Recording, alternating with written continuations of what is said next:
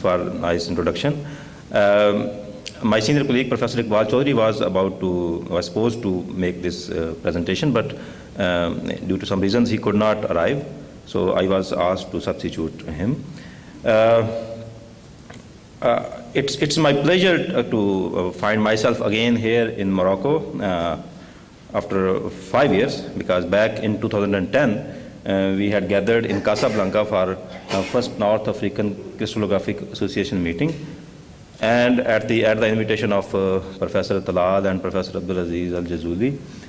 And in that meeting, the idea to celebrate initially 2013 as International Year of Crystallography was discussed, and later on we saw this idea got great acceptance, and instead of 2013, 2014 was celebrated as International Year of Crystallography, and we saw that this year has been very busy year around the globe. There have been a lot of activities, and the most significant of these activities were the summit meetings, 3 summit meetings in the southern hemisphere, in South Asia, in South Africa, and South America.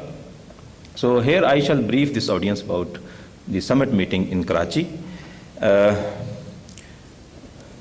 which took place under the title of Vistas in Structural Chemistry. So this summit meeting was organized in the South Asian region in Pakistan, and Professor Desi Raju, Professor Samar Asnan, and Professor Claude Lecomte, they must be thanked for choosing Pakistan for this. So the South Asian region is marked by internal strifes and conflicts. Everybody knows there have been several wars between the countries, India, China, Pakistan. They have a baggage of history and geopolitical compulsions. There is very much limited free trade, and there is a sense of rivalry rather than healthy competition. However, this region is very much wealthy in terms of natural resources and human capital. So there is a big hope that in less than a decade, this region will be home to over 1 billion people who would have been born after 1990 and who will be carrying no baggage of this past baggage of history.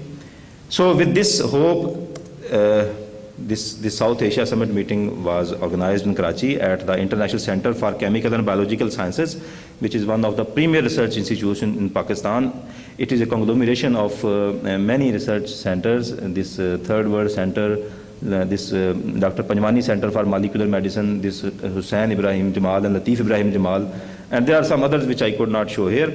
So the summit meeting was jointly organized by Ministry of Science and Technology, Government of Pakistan, and Pakistan Academy of Sciences, Chinese Academy of Sciences, Indian National Science Academy, and Commission on Science and Technology for Sustainable Development in South, which is commonly known as COMSATS. So the objectives of this summit meeting were to address issues and challenges which are relevant to research and chemical crystallography in structural chemistry and in pharmaceutical sciences, and to provide a platform to young researchers to interact with the leading scientists and crystallographers from the region and from other countries, and to establish a bridge between the researchers and related pharmaceutical industries, and to identify areas of common interest, and to plan for meaningful and vigorous practical collaboration between the researchers and the centers. So there was a very large participation. There were 380 participants from 22 countries, including large delegates from India, China, and some other countries. Professor Desi Raju, Professor Samar Asnan, and Michael Lecomte represented IYCr. There was a representative from UNESCO and a representative from TOAS, and I mean there were delegates from many other countries. Here is a group photo of the delegates. So a large variety of topics were covered, which focused on metal organic framework compounds and crystal engineering and generic pharmaceuticals, chemistry, biology interface and drug discovery and drug designing, and chemistry and complementary methods, regional development. There were some policy issues discussed, and Professor Samar Asnan, he talked about IUCR journals and on how we can bring the nations together. One of the important event was the panel discussions, and there were very important questions were discussed during these panel discussions. Some of the which revolved around these topics. I mean, a single investigator and intellectually driven research is under pressure, and that science for science sake is increasingly difficult to sustain, and solving large societal problems require collaborative efforts, and purposeful research becoming multidisciplinary, and that public perception of science is at an all-time low, ironically, at a time when all of us are touched by science and technology every day of our lives. So question was that how do we balance the best of individually driven science with societal demands, that science address the major problems of society. So there were very, very useful discussions,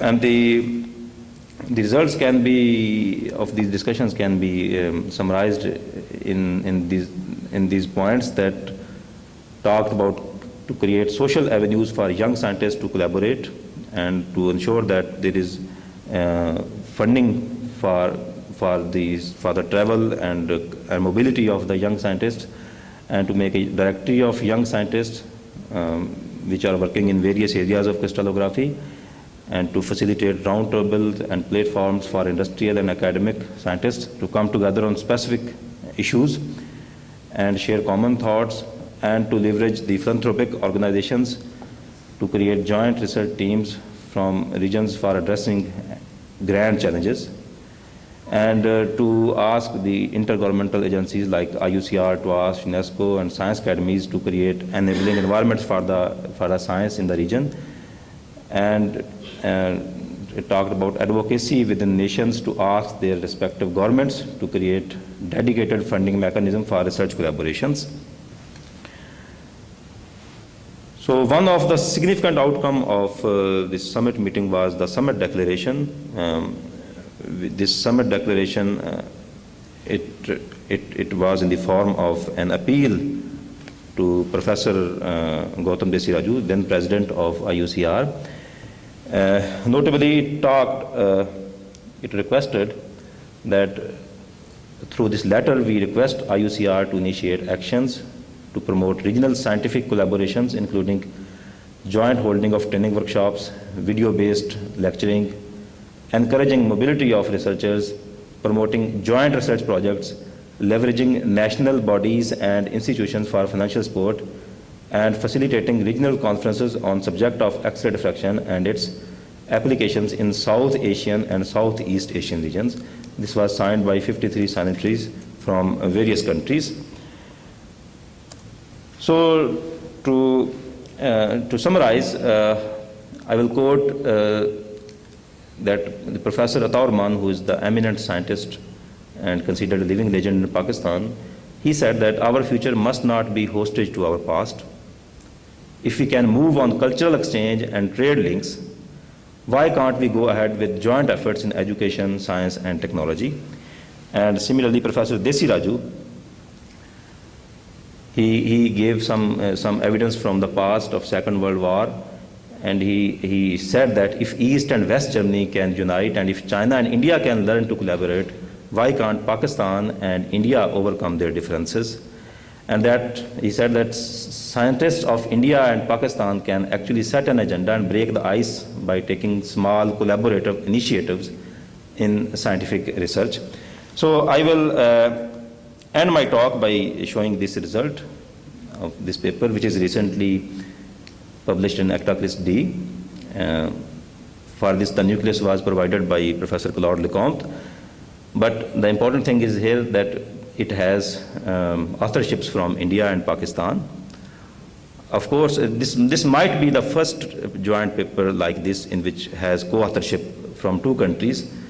Although this had started in the lab of Professor Lecomte, but it is relevant since it was produced after this summit meeting, and it is a step towards fulfilling those goals which we set in the IYCr summit meeting in Karachi.